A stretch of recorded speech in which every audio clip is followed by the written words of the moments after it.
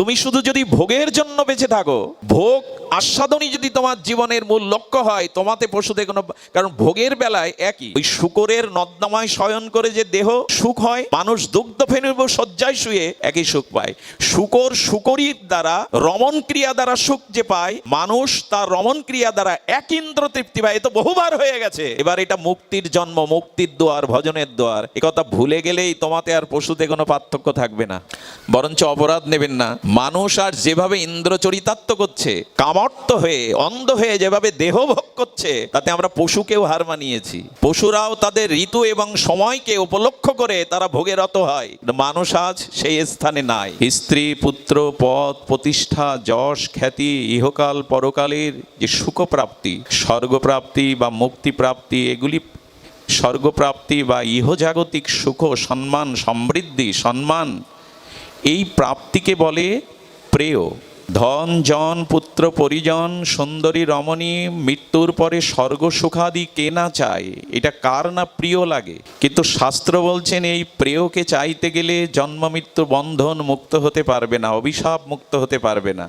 যদি এগুলি চাও তো পুনঃ পুনঃ জন্ম মৃত্যু চক্রে অভিশাপে আবর্তন হতে হবে, এর থেকে তোমার কল্যাণ হবে না। আর যদি শ্রেয় চাও, শ্রেয় মানে মুক্তি, যাতে স্থায়ীভাবে আমার সুখ হয়। স্থায়ী সুখ কিসে হবে? যদি আর পুনরায় মাতৃজঠরে প্রবেশ না করি, মনুষ্য দেহ জন্মগ্রহণ না করি, তাহলে কর্মফল ভোগ করতে হবে না। ক্ষুধা, তৃষ্ণা, জন্ম মৃত্যু, জরাব্যাধি থেকে মুক্ত হব। ক্ষুধা, তৃষ্ণা, জরাব্যাধি, জন্ম মৃত্যু, প্রারব্ধ, কর্ম, যন্ত্রণা থেকে মুক্তি তো নিজের সুখের ব্যবস্থা। এই মুক্তিকে বলে শ্রেয়। বলেন এটিও চেয়েও না। এতে ভজন থাকবে না, এতে রস অনুভূতি থাকবে না, এতে প্রিয় পরমের সাথে মিলন থাকবে না। চিনি হতে যেও না, চিনি আস্বাদনের ইচ্ছা জাগাও। চিনি হয়ে লাভ কি? চিনি আস্বাদনের ইচ্ছা জাগাও। মুক্তি চেয়ে লাভ কি? মুক্তি তো স্থায়ী সুখের বন্দোবস্ত। অর্থাৎ আমার জন্ম নেই, মৃত্যু নেই, জরাব্যাধি, অভিশাপ, কর্মফলের প্রারব্ধ নেই, আত্ম নিজ সুখ। বলেন এটি শ্রেয়, তবে এটি চেয়েও না। কি চাইতে হবে? পরম শ্রেয়। সেই পরম শ্রেয় হলো শ্রী হরিচরণে পূর্ণ প্রেম ভক্তি প্রাপ্তি হলো প্রকৃত শ্রেয়। শ্রী ভগবানের চরণে পূর্ণ বিশুদ্ধ কেবলা নিষ্কাম প্রীতি ভক্তি, এটি হলো পরম শ্রেয়। এটি চাইবার লোক জগতে বড় বিরল। আমি তোমার চরণে, তোমার সুখবিধানে, তোমার সেবা তাৎপর্যে শুধু প্রেম ভক্তি চাই, অন্য কিছু নয়। এই জন্য প্রেয় নয়, শ্রেয় নয়, পরম শ্রেয় ভাগবতের প্রতিপাদ্য বিষয়। যা কিছু পরম প্রাপ্তি, পরম শ্রেয়, সেটা মৃত্যুর আগে প্রস্তুতি নিন। মৃত্যুর পরে কিন্তু নিজের কিছু করার থাকবে না। মৃত্যু সমাগত, মৃত্যু আসছে। দেখুন অতিবৃষ্টিতে, অতি বর্ষা, অতিবৃষ্টিতে পুষ্করণী নদ নদীর মাছগুলো জল ছাপিয়ে জলের সাথে ডাঙায় হাঁটতে থাকে। দৃশ্য গ্রাম বাংলার মানুষের চিরচেনা। অতিবৃষ্টিতে নদ নদী, খাল বিল, পুষ্করণী ছাপিয়ে গেলে সেই উচ্ছ্বসিত ছাপানো জলের সাথে মাছগুলো হেঁটে ওপরে উঠতে থাকে। এসে কোনো ধান খেতে, সবজি খেতে, যেখানে কৃষকের আল দিয়ে ঘেরা আছে, ওইখানে আটকে যায়।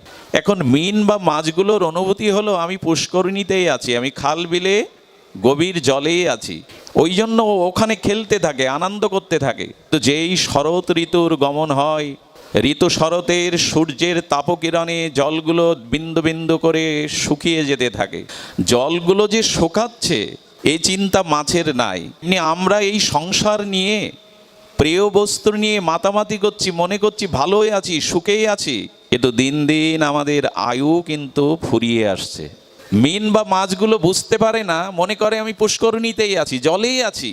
জলে তো নাই, তরঙ্গে ওই ধান্য, অল্প ধান্য ক্ষেতের মধ্যে আটকে তার অনুভূতিতে এই ভাবনা আমি জলেই আছি। কিন্তু শরৎ এসে ধীরে ধীরে তাপ আকর্ষণে জল শুকাতে থাকে। একদিন শুকনো জলে ওখানেই মরে পড়ে থাকতে হয়, অন্যের শিকারের কারণ হতে হয়। এই জন্য তোমারও গোনা দিন, আয়ু ক্ষয়ষ্ণ হতে হতে ধীরে ধীরে মৃত্যু এগিয়ে আসছে। যা করবার মৃত্যুর আগে এই শ্রেয়কে সাধন করে নাও। আমাদের এই ভাবনা কোথায়? আমাদের এই ভাবনা কোথায়? আমার মতো মানুষের যতই হাজার বোঝাতে চেষ্টা করুন, মৃত্যুকে বোঝাতে পারবেন না। আমরা অনেক কিছু বুঝি, কিন্তু মৃত্যুকে মেনে নিতে চাই না, মৃত্যুকে বুঝতে চাই না যে মৃত্যু সম্মুখে অপেক্ষামান। এই জন্য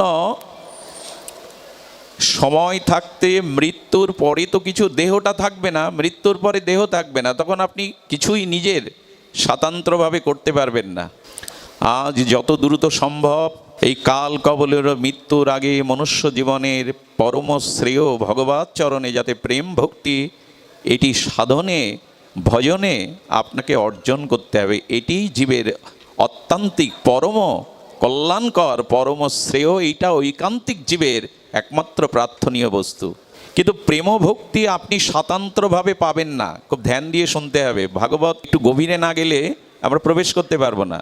স্বতন্ত্রভাবে যদি জীবনযাপন করেন, জীবন অতিবাহিত করেন, প্রেম ভক্তি অধরায় থেকে যাবে, বঞ্চিত থেকে যাবেন। আমাদের এই ভজনটি হলো সাধুগুরু বৈষ্ণব শুদ্ধ ভক্তজনের আনুগত্যময় ভজন। আনুগত্য ছাড়া স্বতন্ত্রভাবে আপনি প্রেম ভক্তি পাবেন না। আর মনুষ্য জীবনটা স্বতন্ত্র নয়, পরতন্ত্র। একবার বৃন্দাবনে এক মহাত্মার মুখে একটি প্রবচনে শুনেছিলাম, দিল্লিতে রাজভবনের সামনে যে রাজপথটা আছে, ওই রাজপথে একটি সরল লোক লঘু সংখ্যা করেন। লঘু সংখ্যা মানে প্রস্রাব করা। এখন সিকিউরিটি গার্ড যারা, প্রেসিডেন্টের যারা ওই রাজপথ গার্ড দেন, এখন তো একটা ময়লাও ফেলতে দেন না, তাকে ধরে কোর্টে চালান করে দেন। দিন বিচারক তাকে প্রশ্ন করছে, আপনি এই রাজভবনের সামনে রাজপথে কেন লঘু সংখ্যা করলেন? বললেন, ধর্মাবতার, আমার সামনে একটা ঘোড়া বাঁধা ছিল, ওই তো লঘু সংখ্যা করলো রাজপথে, ওকে তো কোর্টে চালান করা হলো না। একটা গাধাও দেখলাম প্রস্রাব করলো, ওকে তো ধরে নিয়ে আইনের সামনে আনা হলো না। কিন্তু আমি এই প্রজাতন্ত্র সরকারকে কর দিই, খাজনা দিই, আমি রাজপথে এই লঘু সংখ্যা করলে আমাকে কেন বিচারের কাঠগড়ায় উঠতে হবে? বিচারক তখন বলছেন, আপনি খাজনা দিলেও, আপনি মনুষ্য দেহ নিয়ে জন্মেছেন এই দেশে, এই রাষ্ট্রে, আপনি খাজনা দিলেও আপনাকে এই কাজের জন্য জবাবদিহিতা করতে হবে। কারণ ঘোড়া যদি হতেন, গাধা যদি হতেন, আপনাকে এই বিচারের সম্মুখীন হতে হতো না। কারণ ওদের জন্য কোনো আলাদা নিয়মকানুন নাই। আপনি মানুষ, আপনি স্বতন্ত্র না। আপনি এই দেশের কাছে, আইনের কাছে, বর্তমান সংবিধানের কাছে আপনি দায়বদ্ধ। ঘোড়া গাধা কি দায়বদ্ধ? ওদের কি কোনো নিয়মাবলী আছে? আপনি ট্যাক্স দিলেও, খাজনা দিলেও বর্তমান সংবিধানে আপনি দায়বদ্ধ। আপনি যেখানে সেখানে যাতা করতে পারেন না। এমনি দেবদুর্লভ জ্ঞান ও বিজ্ঞান প্রধান, বিবেক প্রধান মানুষ যা ইচ্ছা খুশি করতে পারে না। সে শাস্ত্রের কাছে, গুরুর কাছে, ধর্মের কাছে দায়বদ্ধ। যখনই মানুষ স্বতন্ত্র জীবনযাপন করতে যাবে, জানবেন তখনই তার পতন অবশ্যম্ভাবী। স্বতন্ত্রভাবে চলতে যাবেন না, শাস্ত্রের আনুগত্যে চলুন, শ্রীগুরু পাদপদ্মের আনুগত্যে চলুন, ভগবানের সংবিধানে ধর্মপথে চলুন। স্বতন্ত্রভাবে চলতে গিয়েই আজ আমাদের জীবন, আমাদের সমাজ আজ এই স্থানে এসে পৌঁছেছে। দেখুন, আনুগত্য ব্যতীত কিছু পাওয়া যাবে না। কথাটি খুব ধ্যান দিয়ে হৃদয়ঙ্গম করতে হবে। স্বতন্ত্রভাবে আপনি এই পথে কিছু পাবেন না। পরতন্ত্র কেমন জানেন? আমাদের গৌড়ীয় আচার্যগণ বলেছেন যে দেখুন, স্বতন্ত্রতা আপনার জীবনে কল্যাণ বই। আচ্ছা, আপনি যদি মনে করেন আমি বেঁচে আছি আর এই বেঁচে থেকে সুখ সমৃদ্ধির জন্য আমি ধর্ম করব, আমার মতোই আমি ধর্ম প্রতিপালন করব, তো আপনি কেন ধর্ম প্রতিপালন করবেন? বলে, ধর্মের দ্বারা অর্থ, যশ, ঐশ্বর্য আসবে। বলে, অর্থ হলে কি করবেন? বলে, অর্থ হলে ভোগ করব। ভোগ কি দিয়ে করবেন? বলে, ইন্দ্র চরিতার্থ করব। আরও ভোগ এলে আরও বেশি বেশি ইন্দ্র চরিতার্থ করব। কিন্তু তারপরে তার কাছে কোনো উত্তর নাই। ধর্ম কেন করব? মহাজন আনুগত্যে, ভাগবত আনুগত্যে, শাস্ত্র গুরু আনুগত্যে কেন ধর্ম করব? ধর্মের উদ্দেশ্য, উপাসনা ভজনের উদ্দেশ্য ধন প্রাপ্তি শুধু নয়, ইন্দ্রভোগ শুধু নয়। একটি কথা বলি, ভোগের জন্ম আমাদের এটা নয়। এই যে মনুষ্য শরীর আমরা পেয়েছি, জ্ঞান ও বিজ্ঞানময়, দেবদুর্লভ, এই জন্মটা ভোগের নয়। কারণ ভোগ আমরা অনেক করে এসেছি পেছনে, ভোগ আমাদের অনেক হয়ে গেছে। এখন নূতন করে এই শরীরটা ভোগের জন্য নয়, ভজনের জন্য। যদি বলেন কেমন ভোগ হয়ে গেছে? 84 লক্ষ এই ক্রম বিবর্তনবাদের মধ্যে দিয়েই তো আজকের মানুষ, এটা বিজ্ঞানও স্বীকার করছে, বিবর্তনবাদ। এই ক্রম বিবর্তনে 84 লক্ষ আমাদের ভাগবত শাস্ত্রের সিদ্ধান্তে যখন আমি শুকর জন্ম পেয়েছিলাম, জলচর, স্থলচর, খেচর, উভয়চর হয়েছি। তো যখন আমি শুকর জন্ম পেয়েছিলাম, তখন আমি বিষ্ঠা পেয়ে শান্তি পেয়েছিলাম। কি বিষ্ঠা? এই খাদ্য গ্রহণ করে শুকর শান্তি পায়। শুকরকে যদি বলেন তোমাকে অমৃত দেব, বলো অমৃত আমার আস্বাদনের বিষয় না, বিষ্ঠাই আমার আস্বাদনের বিষয়। এখন দেবরাজ ইন্দ্র অমৃত পান করে যে আস্বাদনের সুখ পান, একটি শূকর বিষ্ঠা পান করেও সেই খাদ্য গ্রহণ আস্বাদনে যে সুখ দুইজনের সমান। সুখ তো হয়ে গেছে, জিহ্বার সুখ হয়ে গেছে, কি করে বোঝায় বলুন তো? বোঝাও কঠিন, বোঝানো আরো কঠিন। আমি শূকর জন্মে যে বিষ্ঠা আস্বাদন করে সুখ পেয়েছে, আর দেবরাজ ইন্দ্র অমৃত পান করে একই সুখ পেয়েছে। মানুষ চর্বশেষ্য লেজ্জ পেয়েও জিহ্বায় রসাস্বাদন করে ওই ক্ষুধা নিবৃত্তির সুখ একই পায়। আর একটা দৃষ্টান্ত শুনুন, শূকর নর্দমার প্রতি দুর্গন্ধময় পোকামাকড় জলে শুয়ে সুখ পায়, আর মানুষ দুগ্ধ ফেনো নিব সুকোমল শয্যায় শুয়ে সুখ পায়, শয়নের সুখ একই। এই সব ভোগগুলো আগে হয়ে গেছে আপনার আমার, অনেক জন্ম হয়ে গেছে। ভগবান বললেন মনুষ্য জন্মটা ভোগের নয়, এই জন্মটা ভজনের। কৃষ্ণ ভজিবার তরে সংসারে আইনো, ভোগের জন্য তো বলা হয়নি। কিন্তু সেই মানুষ যদি গুরু আনুগত্য বিনা, ধর্ম আনুগত্য বিনা, ভজন আনুগত্য বিনা স্বতন্ত্রভাবে ভোগ করে যায়, তবে ধর্মহীনাবি পশুবি সমানা, তোমাতে আর পশুতে কোনো পার্থক্য রইল না। তুমি শুধু যদি ভোগের জন্য বেঁচে থাকো, ভোগ আস্বাদনই যদি তোমার জীবনের মূল লক্ষ্য হয়, তোমাতে পশুতে কোনো, কারণ ভোগের বেলায় একই। ওই শূকরের নর্দমায় শয়ন করে যে দেহ সুখ হয়, মানুষ দুগ্ধ ফেনুব শয্যায় শুয়ে একই সুখ পায়। শূকর শূকরীর দ্বারা রমণ ক্রিয়া দ্বারা সুখ যে পায়, মানুষ তার রমণ ক্রিয়া দ্বারা এক ইন্দ্র তৃপ্তি পায়। এ তো বহুবার হয়ে গেছে। এবার এটা মুক্তির জন্ম, মুক্তির দ্বার, ভজনের দ্বার। একথা ভুলে গেলেই তোমাতে আর পশুতে কোনো পার্থক্য থাকবে না, বরঞ্চ অপরাধ নেবেন না। মানুষ আর যেভাবে ইন্দ্র চরিতার্থ করছে, কামর্ত হয়ে অন্ধ হয়ে যেভাবে দেহ ভোগ করছে, তাতে আমরা পশুকেও হার মানিয়েছি। পশুরাও তাদের ঋতু এবং সময়কে উপলক্ষ করে তারা ভোগে রত হয়। মানুষ আজ সেই স্থানে নাই। ধর্মহীনাবি পশুবি সমানা, যদি ত্যাগ বৈরাগ্য সংযম না থাকে, তুমি যদি সাধু শাস্ত্র গুরুর আনুগত্যে সংযত জীবন যেমন না করো, তোমাতে পশুতে কোনো পার্থক্য নেই। এবং জেনে রাখো, এইভাবে ভোগ করতে করতে শরীরটা ছাড়লে আগামী জন্মে পশুকুলেই যেতে হবে, মনুষ্য জন্ম প্রাপ্তির ভাগ্য হারিয়েই ফেলবে। এই জন্য স্বতন্ত্রভাবে জীবন চালাতে যাবেন না। আপনাকে ধর্ম দেখুন, আমাদের জীবনের বেঁচে থাকার উদ্দেশ্য অর্থ রোজগার, অর্থ রোজগারের উদ্দেশ্য ভোগ সম্বর সঞ্চয়, ভোগ সম্বর সঞ্চয় করার উদ্দেশ্য হলো ইন্দ্র তৃপ্তি, আরো বাড়িয়ে আরো ইন্দ্র তৃপ্তি। এটা মানুষের জীবনের লক্ষ্য নয়। বেদ ভগবান কি বলেছেন? জীবস্ব তত্ত্ব জিজ্ঞাসা। এর এক একটি কথা আমাদের জীবন পরিবর্তনে খুব প্রয়োজন। বললেন তুমি বেঁচে আছো কেন? বেঁচে আছো জীবস্ব তত্ত্ব জিজ্ঞাসা, সেই ঈশ্বরকে জানার জন্য, তত্ত্বকে জানার জন্যই বেঁচে আছো। কিন্তু অর্থ প্রয়োজন নেই বলে আছে, এটা গৌণ। মুখ্য হলো ঈশ্বরকে জানা, তত্ত্বকে জানা, আর গৌণ হলো অর্থ উপার্জন। এটাকে মুখ্য করতে যেও না। আর অর্থ কেন প্রয়োজন? অর্থের দ্বারা ধর্ম করবে বলে। ধর্ম কেন করব? জীব জগতের কল্যাণ হবে বলে। অর্থ নিজে ভোগ করবো এই উদ্দেশ্যে অর্থ সঞ্চয় করো না, অভিশাপ দেখা দেবে। অর্থের দ্বারা ধর্ম করব, দেশ ও দশের কল্যাণ করব, এই উদ্দেশ্যেই অর্থ সঞ্চয় করো। আজকে যারা এই অনুষ্ঠানের পেছনে অর্থ নিয়োগ করেছেন, যারা অর্থ পরিশ্রম নিয়োগ করেছেন, তাদের অর্থটা সার্থক। কারণ অর্থ যদি দেশ ও যতে ধর্মের কল্যাণে, সমাজ কল্যাণে, মঙ্গল কাজে ব্যয় না হয়, সে অর্থ অভিশাপ হয়ে দেখা দেয়। জীবস্ব তত্ত্ব জিজ্ঞাসা, বেঁচে থাকার একমাত্র লক্ষ্য হলো তত্ত্ব জিজ্ঞাসা, ঈশ্বরকে তত্ত্ব তো জানা।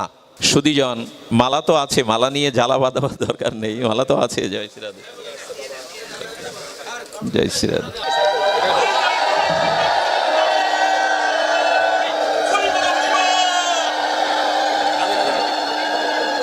সুধীজন, শ্রবণ করুন, সময় অল্প। আর পেছনে এক দিন দুঃখী কাঙাল ভিখারি চেয়ে আছে ওনার দিকে।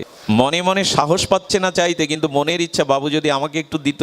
মুখ ফুটে বলেই বসলো, বাবু ওই আস্বাদ্য রাজভোগ যদি কিঞ্চিত আমাকে দিতেন। অনুরোধের আর আকুতি নিয়ে চাইলো, আপনি পারবেন তাকে উপেক্ষা করতে? এই হলো আনুগত্য।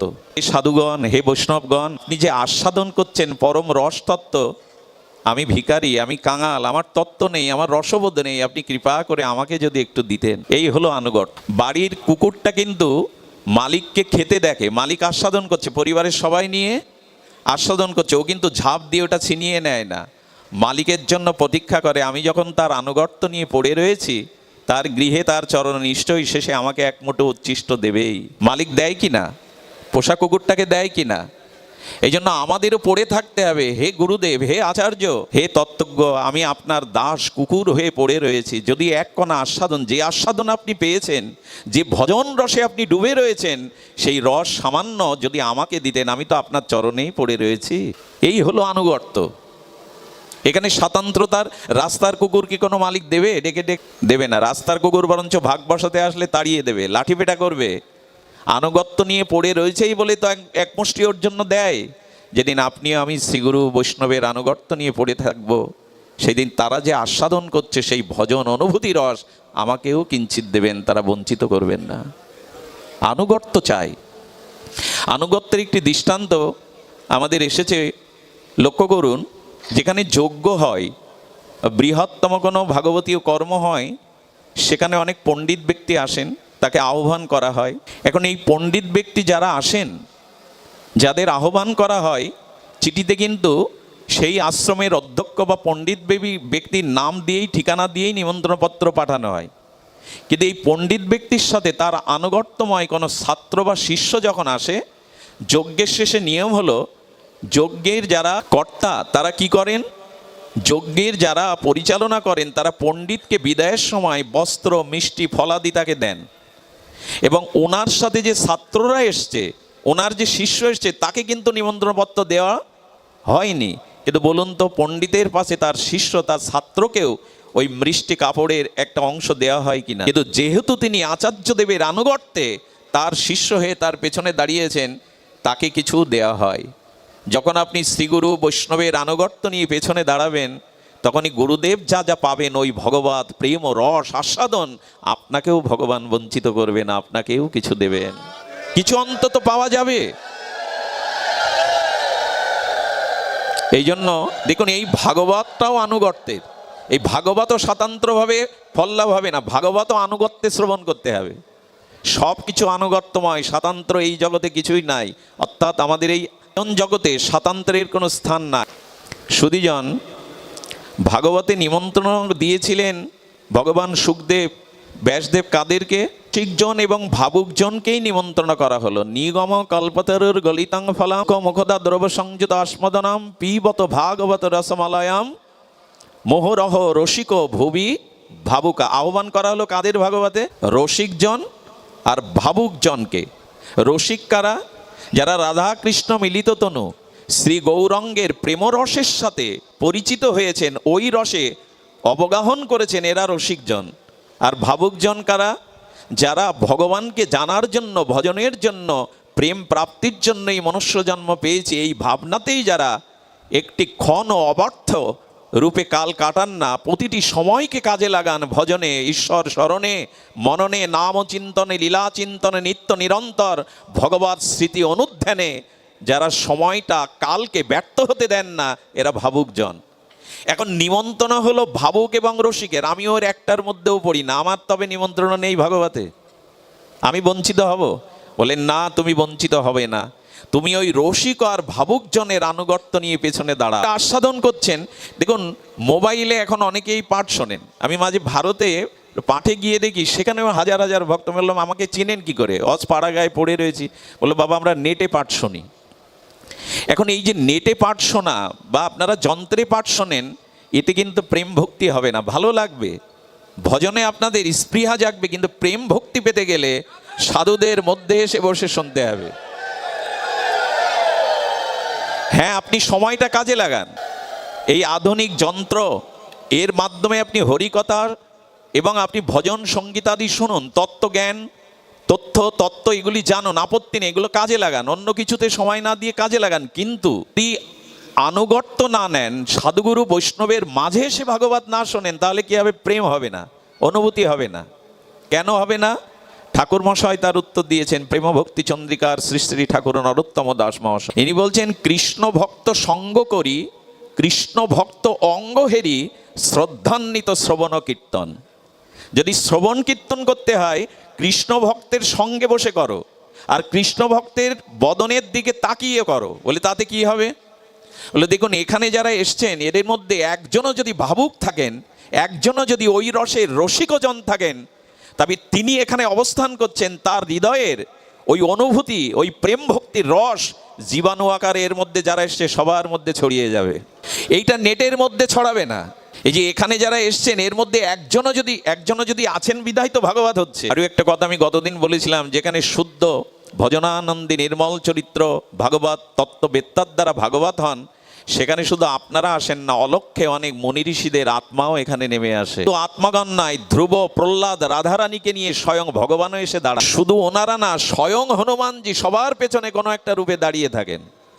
ওদের ওই চিত্তের ভজন অনুভূতি কলা আপনার আমার মধ্যে ছড়িয়ে যায়। যেমন রোগ জীবাণু সংক্রামিত হয়, আগেকার দিনে এক গ্রামে একজনের রোগ হলে সারা গ্রাম ছড়িয়ে পড়তো রাতের মধ্যেই। এটা রোগ বীজাণুর যেমন সংক্রামিত ক্ষমতা, ওই রসিক ভাবুকজনের পেছনে বসলে, ওদের মধ্যে বসে হরিকথা শ্রবণ করলে ওই অনুভূতিগুলো আপনার ভিতরেও সংক্রামিত হবে।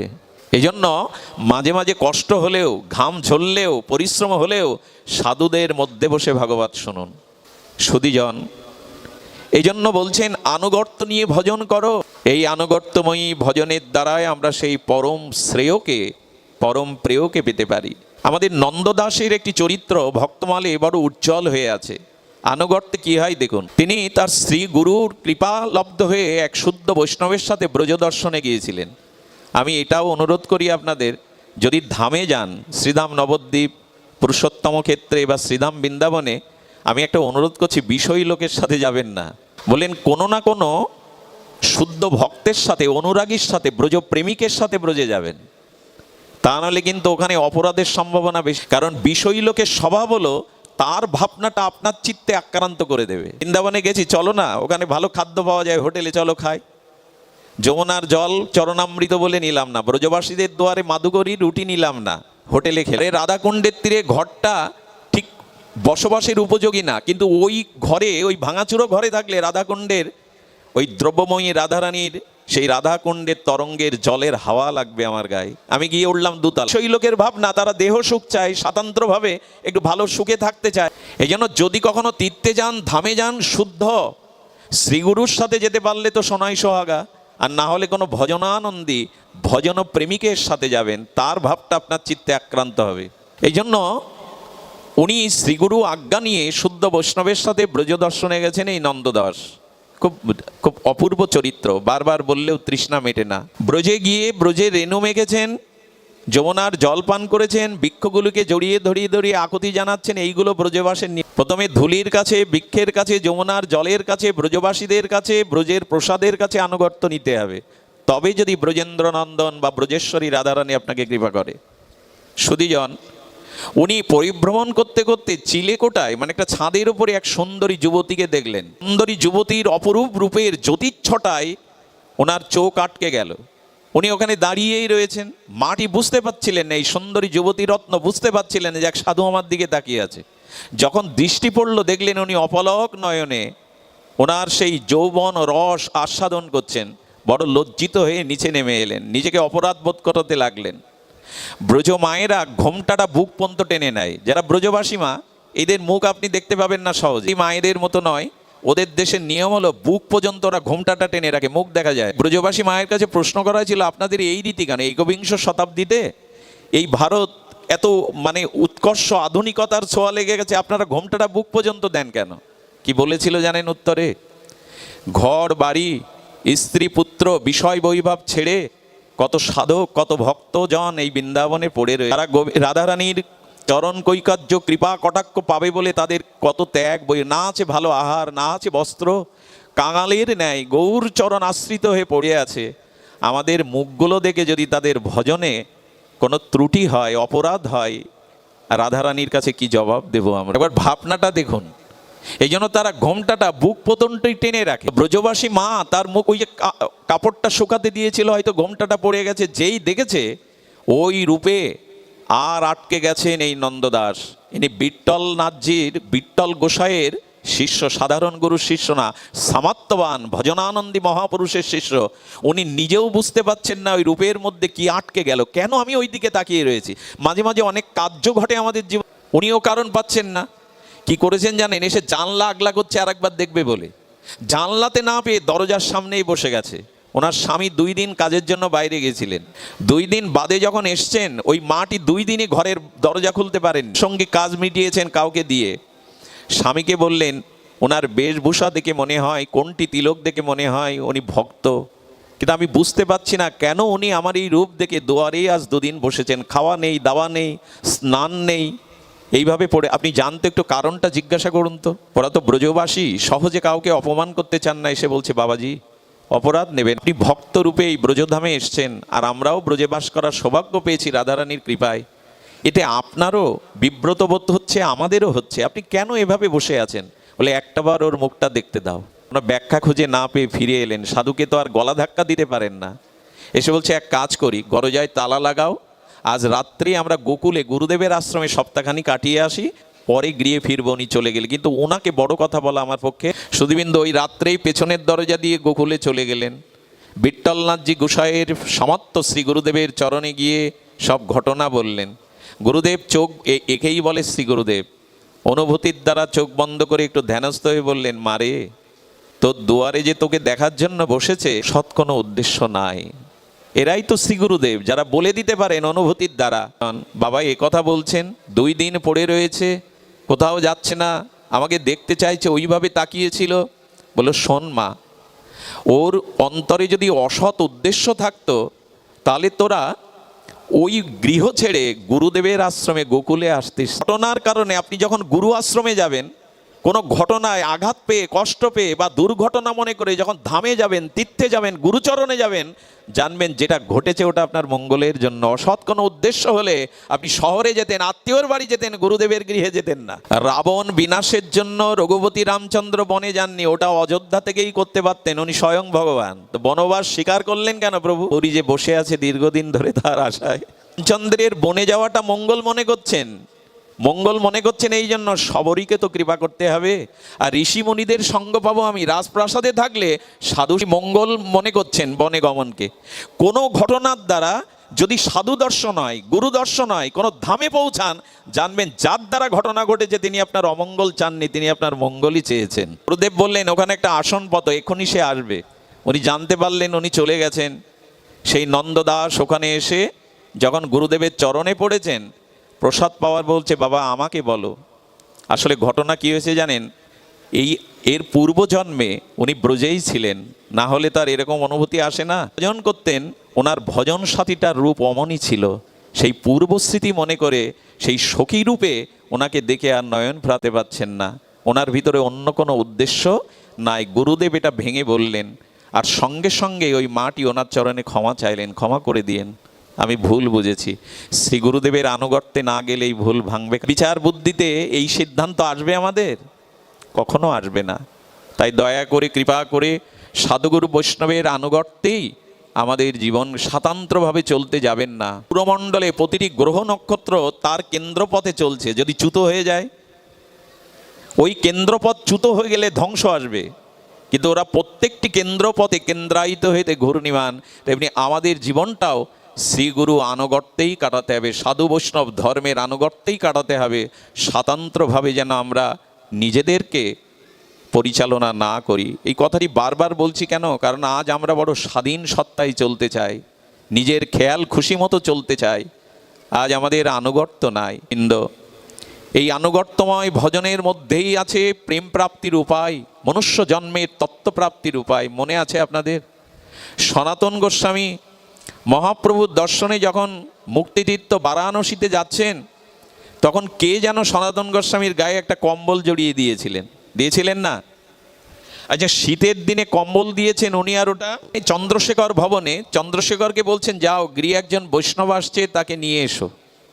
আহা, উনি গিয়ে দেখছেন আলুথালু বেশ, আর খোঁচা খোঁচা মুখে দাঁড়িয়ে, কেশগুলো আলুথালু করা, মনে করেছেন কোনো মুসলিম দরবেশ।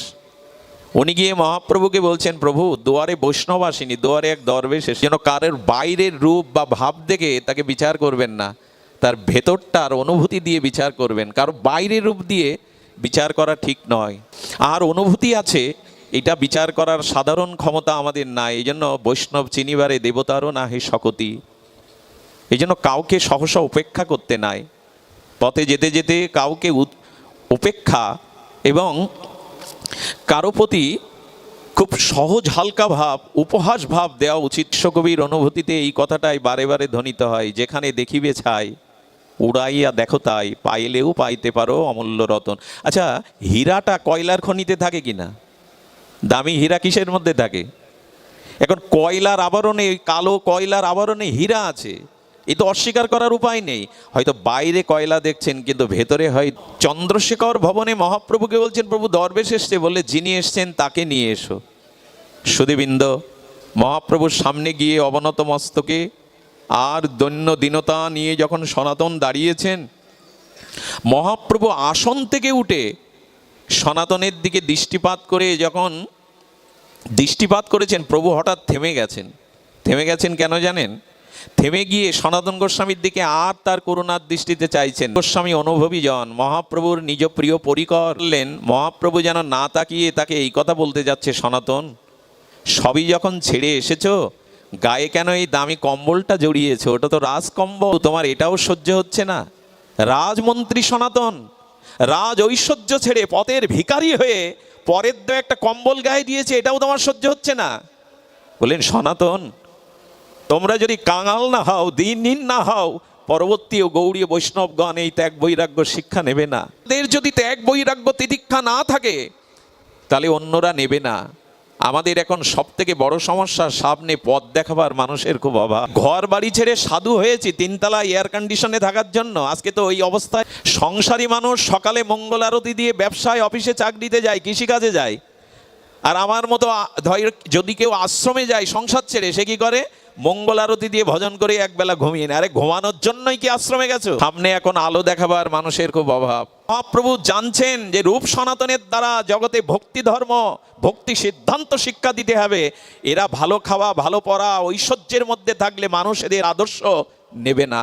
প্রভু যেন বলতে চাইলেন, সব রোগ যখন সারতে এসেছো, একটু রোগ কেন রেঙাল হয়ে যখন এসেছো সর্বস্ব ত্যাগ করে, কম্বলটা কেন এখনো গাড়ে চড়িয়ে আছো? এটা বলা লাগেনি। এই অনুভূতিতে সনাতন বাইরে চলে গেলেন। আহারে, বাঙালি ভিখারি, তার গায়ের ছেঁড়া কাঁথাটা শতছিদ্র, সেই কাঁথাটা জলে চুবিয়ে রৌদ্রে শুকাতে দিয়েছে। রাজমন্ত্রী সনাতন এই ইনার আনুগত্যে হাত জোড় করে ভিখারির ন্যায় বলছে, দেবে আমাকে ভিক্ষা দেবে? আপাদমস্তক ভিখারি তাকিয়ে বলছে, তোমাকে দেখে মনে হয় তুমি কোনো রাজ, যুবরাজ, রাজার রাজা, তুমি ঠাট্টা করছো ভিখারিকে পেয়ে? বললে, না গো, না, তোমার ছেঁড়া কাঁথাটা আমায় দাও না, বিনিময় তুমি আমার এই কম্বলটি নাও। মনে মনে ভাবছেন, কে তো ছিদ্র ছেঁড়া কাঁথাটা চেয়ে নিজের দামি কম্বলটা, এই ভোট কম্বলটা দিতে চাইছেন কেন? বিনা প্রশ্নে উনি দিয়ে দিলেন।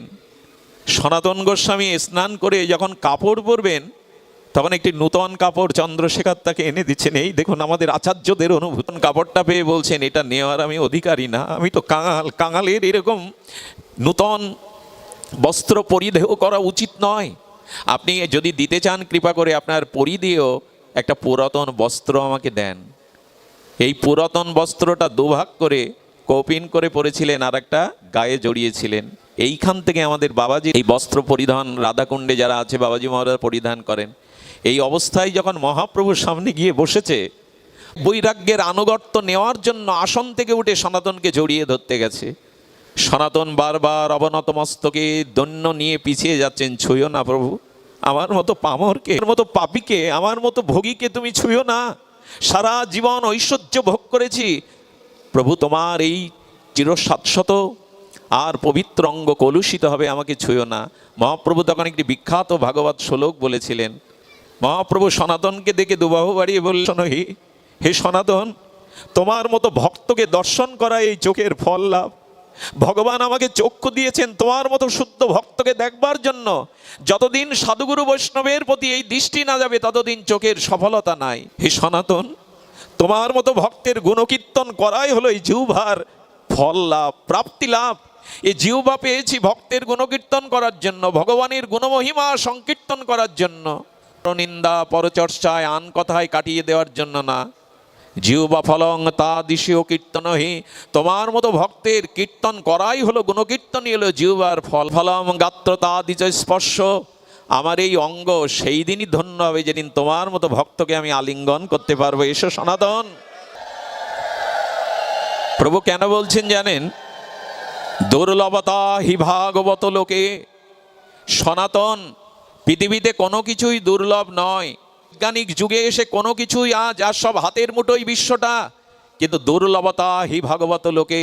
এই পৃথিবীতে এই চতুর্দশ ভুবনে একমাত্র দুর্লভ তোমার মতো কৃষ্ণ ভক্ত। তোমার মতো ভক্তই হলো জগতে দুর্লভ, আর কিছু দুর্লভ নয়, তোমার মতো ভক্তই দুর্লভ।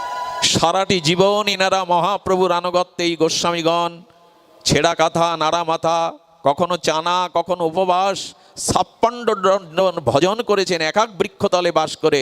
কেন এই আনুগত্য দেখিয়ে গেছেন আনুগত্য বিনা এ ভজন হবে না। মহাপ্রভু কৃপা করে ব্রজে পাঠিয়েছেন, তোমরা কাঙাল হয়ে কাঙাল ভক্তকে আশ্রয় দাও। তোমাদের দেখে যেন মানুষ ত্যাগ ও বৈরাগ্য তিতিক্ষা শেখে। আজকে এই আনুগত্যই আমাদের নাই। এই আনুগত্যময় ভজনই আমাদের প্রেম প্রাপ্তি তত্ত্ব জিজ্ঞাসার পথে প্রগতির পথে এগিয়ে দেবে। তাই অনুরোধ করি, আনুগত্যই আমাদের ভজন, আনুগত্যই আমাদের জীবন, আনুগত্যই আমাদের প্রেম প্রাপ্তির উপায়। শ্রীগুরু আনুগত্য বৈষ্ণব আনুগত্যের মধ্যেই এই জীবনের সফলতা। আনুগত্য বলতে গিয়ে হৃদয় ভেজানো একটা লীলা মনে পড়ে। একবার নবদ্বীপে বন্যা হয় জানেন। নবদ্বীপে বন্যা হলে বংশী কি করতেন জানেন? 3 কিলোমিটার মাটির পাত্রে করে জল আনতে যেতেন। মাজার সমান জলে 3 কিলোমিটার গিয়ে গুরুদেবের জন্য জল। আর বাবাজি তো কুটিয়া থেকে যাবে না, কুটিয়ার মধ্যে জল মগ্ন হয়ে গেছে, খাটটা উপরে দিয়ে বাবাকে ওখানে রাখেন।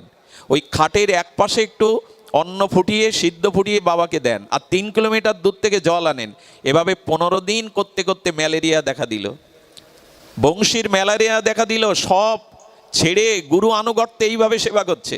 সারা রাত জেগে জেগে বাতাস করে গ্রুপে, যেন গুরুদেবকে বলেনি। প্রায় সপ্তাহখানি ভেতরে জ্বর পুষে রেখেছে।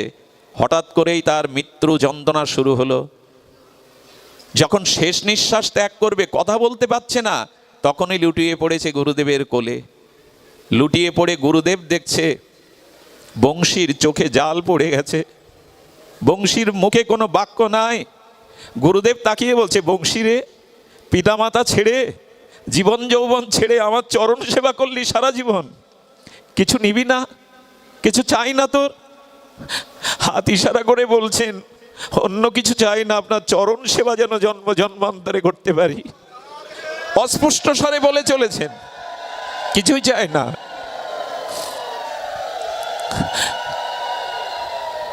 কে আমাকে সেবা করবে? সঙ্গে সঙ্গে নিজের মালাটা বের করেছেন। মালাটা বের করে বংশীর মাথায় মালাটা রেখে নাম করছে আর বলছে, বংশী, আমার কাছ থেকে জমেরও সাধ্য নাই তোকে কেড়ে নেওয়ার। বল জমকে আসতে, জমকে আসতে বল, সাধ্য নেই জমেরও, আমার কাছ থেকে তোকে নিয়ে যাবে রে বংশী। মালাটা মাথায় রেখে নাম করতে লাগলেন। 15 মিনিট পর বংশী সুস্থ হয়ে গুরুচরণে প্রণাম করলো। জম ফিরে গেল। আনুগত্য ছাড়া হয় গো, আনুগত্য ছাড়া হয় না। এজন্য শ্রীগুরু বৈষ্ণব মহতের আনুগত্যে জীবন কাটান। আমাদের ভারতবর্ষের চক্রবর্তী সম্বট সূর্যবংশের কিন্তু কোনো কর্ম বশিষ্ঠদেব বিশ্বামিত্রের আনুগত্যে ছাড়া তারা করেননি। ভগবান শ্রীকৃষ্ণ পর্যন্ত সান্নিধ্য ঋষি ছাড়া, গর্গ ঋষি ছাড়া কোনো কাজ করতেন না। ভগবানও আনুগত্য মেনেছেন। আমাদের জীবনে এখন আনুগত্য নাই। বড়দের মানি, গুরুজন সুধীজন, আনুগত্য নিন। বড় বাবাজি মহারাজকে সেবা করেছিলেন এরকম এক যুবক, সারা জীবন সেবা করেছেন। বড় বাবাজি মহারাজ বলছেন, কিরে, আমি আর লীলাতে থাকবো না, অপরকাটে চলে যাচ্ছি, তোর কিছু চাই না? নীরবে চোখের জল ফেলে হাত জোর করে বললেন, কিছুই চাই না, তবে শোন, তোকে আমি বৈকুণ্ঠ গতি দিতে পারি। এই দেখুন সামাত্য সদ্গুরুদেবের ভাষা। বললেন, তোকে আমি বৈকুণ্ঠ গতি দিতে পারি, স্বর্গের পদও দিতে পারি যদি তুই চাস। কি চাই তোর? বারবার বললেন, আমি যা চাই আপনি তো আমায় দেবেন না গুরুদেব। হে পরমারাধ্য, হে শ্রীচরণ, আপনি আমায় তা আজকে চেয়ে নে। সারাটা জীবন সেবা করেছিস, নিজ সুখের দিকে তাকাসনি, আজকে চেয়ে নে। বলছি তো আমি যা চাইবো আমাকে তা আপনি দেবেন না। বলেন, কি চাই তোর বল? বলতে পারি যদি আমার মাথায় হাত দেখে আপনি প্রতিজ্ঞা করেন। বলে, এখনো তোর আস্থা আসলো না, বিশ্বাস এলো না তোকে আমি সব দিতে পারি? বলেন, ওই জন্য তো বলছি, মাথায় হাত দেখে বলুন, যা চাইবো দেবেন। একটু ভেবে বললেন, ঠিক আছে, চেয়ে নে। সারা জীবন সেবা করেছিস, নিজ সুখের জলাঞ্জলি দিয়ে চেয়ে নে। অনেকক্ষণ নীরব থেকে সজল আপনি আমায় দিন। আমি সারা জীবন দেখেছি আপনি আসনে বলে যখন নিতাই বলেন, হ্যাঁ নিতাই, তখন আপনার চোখ দিয়ে গঙ্গা যমুনার ধারা জল পড়ে। আমাকে ওইটুকু দিন যে আমি নিতাই বললে যেন আমার নয়নে নয়ন জল ভেসে যায়, ওইটুকু আমায় দিন। আমি নিতাই বললে যেন আমার নয়নে প্রেমাশ্রু বিগলিত হয়। দেখুন, কারো হৃদয়ে প্রেম আছে এটা বোঝা যাবে কি করে? আমার মতো এরকম আসরে ব্যাসপীঠে বসে চোখের জল ফেলে অন্যকে দুর্বল করাতে শুধু বোঝা যাবে না প্রেম আছে। অভিনেতারাও তো কাঁদাতে পারে। আগের যে ভাব, যে নিষ্ঠা, যে নামে রুচি, আসক্তি, এইগুলো লক্ষণ যদি থাকে তবে সে চোখের জলের মূল্য অনেক বেশি।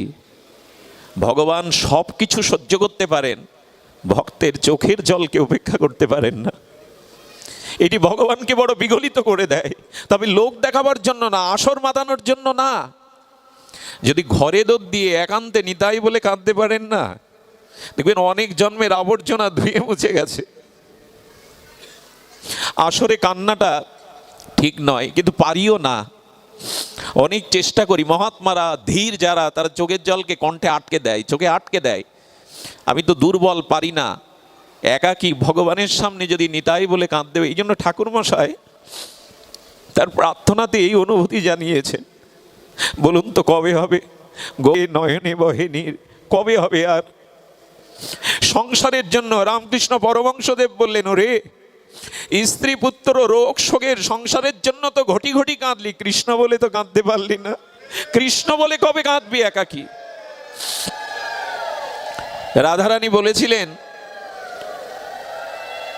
ললিতার সখীর প্রশ্নে ঠাকুরানী প্রেমময়ী বলেছিলেন, ললিতা বলেছিলেন, এত কাঁদিস কেন রায়, এত কাঁদিস কেন রাধা? রাধারানী বললেন, চোখের জল পড়লে দেখবেন একটা পথ তৈরি হয়, রেখা তৈরি হয়, হয় না? পরিষ্কার করে না দিলে হয়?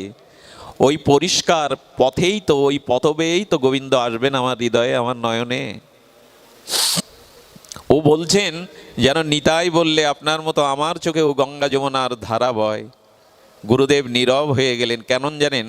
এটাই প্রেমের লক্ষণ। এই যে হৃদয়ের শতোৎসারিত প্রেম থেকেই চোখের জল বিগলিত হয়, কণ্ঠ আর্দ্র হয়। সুধীবৃন্দ, যখনই গুরুদেব নীরব হয়ে আছেন, বলে বলছিলাম না আপনি আমায় দেবেন না, কিন্তু প্রতিজ্ঞা করেছেন মাথায় হাত দিয়ে, কিছুক্ষণ নীরব থেকে রঙ্গে স্পর্শ করে বললেন, যা, আমার যা কিছু জন্ম জন্মান্তরের সম্পদ আজ তোকে দিলাম আমি। সেই থেকে যখনই উনি নিতাই বলতেন, পিস্কারির জলযন্ত্রের ন্যায় ওনার চোখ দিয়ে অশ্রু বরিশান হতো। এটা আনুগত্য ছাড়া হয়? তো নিন সুধীবৃন্দ, ভগবান এটি তো দামবন্ধন লীলা। দেখুন, উদুখলে যশোদামা শুধু বাড়লেন না, গোবিন্দ ঘোষণা করছেন এই লীলার দ্বারা। দেখো, ব্রহ্মার পক্ষে কল্পনাও যা নয়, লক্ষ্মীর পক্ষেও যা ভাবনাতেও আসে না, শিবাদি নারদের পক্ষে যা কল্পনারও অতীত যে আমাকে কেউ বাঁধতে পারে। কিন্তু যশোমতী মা আমাকে কেন বাঁধলো বা আমিও কেন বন্ধনে ধরা দিলাম জানো? কারণ আমি ভগবান স্বতন্ত্র হলেও একটি জায়গায় আমি স্বতন্ত্র নয়। এই দেখুন, আমাদের কথা তো বললাম, স্বাতন্ত্র থাকতে নেই। অখিল বিশ্বকুলপতি সচ্চিদানন্দ ভগবান, অজর অমর সৎশত চির সাতশত ভগবান, সর্বশক্তিমান তত্ত্ব পরতত্ত্ব, তিনিও বলছেন আমি স্বাধীন নই। বলে ভগবান তুমি স্বাধীন নয়, বললেন সবখানে স্বাধীন হলেও এক জায়গায় পরাধীন। অহং ভক্ত পরাধীন, আমি ভক্তি ও ভক্তের কাছে পরাধীন। এই দেখুন, ভগবানও বলছে আমি পরাধীন। ভগবান স্বাধীন সবখানে, কিন্তু ভক্তের কাছে আমি অহং ভক্ত পরাধীন। প্রেমে আমাকে বাঁধতে চেয়েছে, পরিশ্রম করেছে। জগৎ জেনে দাও আমি ভক্তির কাছে এবং ভক্তের কাছে আমিও পরাধীন। তুমি স্বাধীন থেকো না, ভক্তির কাছে ভক্তের কাছে তুমিও স্বতন্ত্র থেকো না। আচ্ছা, ভগবানের লোভ আছে, কথা বলবেন? ভগবানের কামনা আছে, ভগবানের ক্রোধ আছে, এগুলো ভগবানে মানায় না, থাকলে তিনি ভগবান না। কিন্তু বলছেন আমি ব্রজলীলাতে, বাৎসল্য লীলাতে মা যশোদার আনুগত্য নিয়ে আমি মা যশোদার কাছে পরাধীন হয়ে আমার ভিতরেও।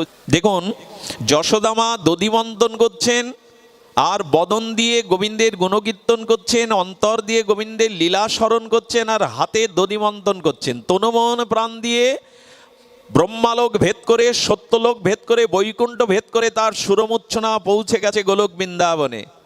ভগবান উঠে এসে চোখে কাজল দেওয়া, ডলতে ডলতে মার আঁচল ধরে মার সামনে এসে ডাকছে, ও মা, ও মা, আমার ক্ষুধা লেগেছে, খেতে দাও। এই দেখুন ভগবানের কামনা আছে কিনা।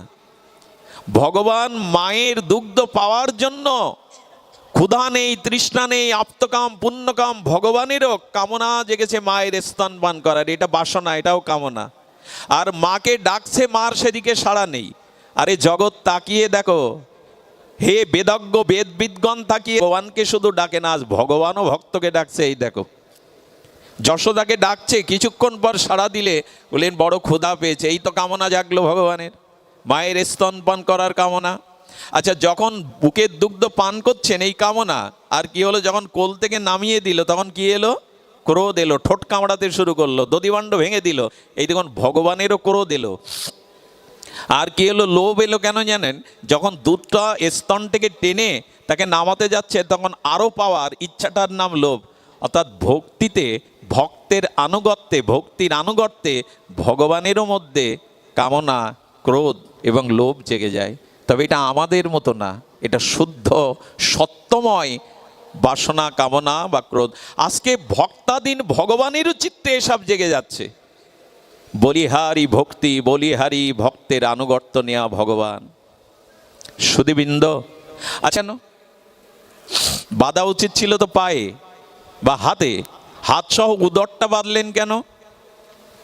আমাদের আচার্যগণ বলেছেন, ভগবান তুমি যে মা যশোদার আনুগত্যে তার মধ্যমাকার পরিচ্ছিন্ন শিশু হয়ে, আর এই মা যশোদার বাৎসল্য রসে আনুগত্যে তুমি যে লীলা করছো, এই লীলাতে যশোদা তোমাকে যশ না দান করলে ভগবান তোমার এত যশ খ্যাতি জগতে হতো না।